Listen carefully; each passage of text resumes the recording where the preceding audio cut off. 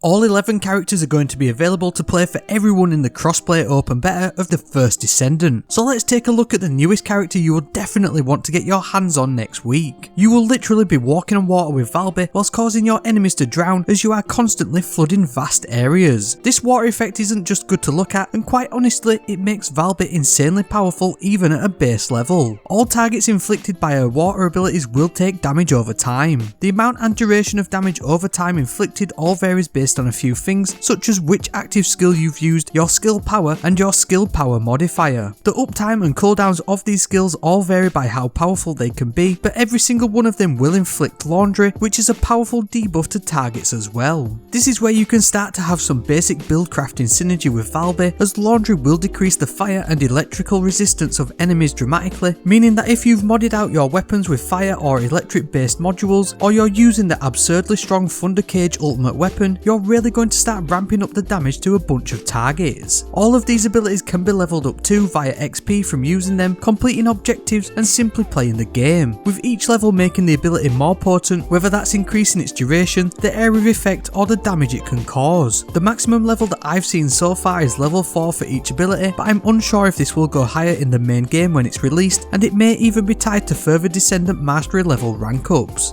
Back to the basics though, Valby has 4 active skills and a passive skill as standard, much like all of the Descendants do, alongside the melee ability and the grapple hook. These skills all work independently of each other, but with Valby you can massively decrease the mana cost of using her abilities by leaning into a water intake passive skill. Being on literally any water source will activate this passive skill, and at level 4 you're getting a huge 150% decrease in the cost for using any of your active skills. Valby's whole thing is water, and by constantly using the cherry skill you'll be consistently creating small puddles to move around in to start chaining your bigger, more effective abilities, not to mention starting to splash the Laundry Debuff all over the place. Valby also has 2 excellent traversal skills, perfect for getting out of any squeaky bum time moments, with the Fondant creating 2 big puddles for you to jump in and jump out of to surprise your enemies, knocking them back in the process, or you've got the actual Laundry skill which puts you in a liquefied state, boosting your movement speed and defensive stats, all whilst creating a stream of water in your wake to debuff enemies and inflict damage over time. The Laundry Bomb then rounds this all out and has the longest cooldown, but it's also pretty awesome. This will turn your weapon into a large super soaker which will suspend enemies in huge water bubbles, dealing damage over time and debuffing them in the process. It's perfect for dealing with waves of enemies or even putting a stopper to larger ones. Modules are going to become your new best friends to boost the effectiveness of your characters, and whether you tinker at a basic level with the over 300 plus available or go further to enhance your favourite mods, I'm going to do a full rundown of the module system for the upcoming crossplay beta, which if you haven't signed up for already, what are you doing? It's free, and you also get some sweet in-game rewards for doing so, and also did I mention that it's free to play. A massive shout out to Nexon for allowing me to play this game early. Let me know if you're checking this game out during the beta, and if you want more First Descendant content, make sure you're subscribed so you don't miss out, especially with tons coming up between now up to the release date and beyond.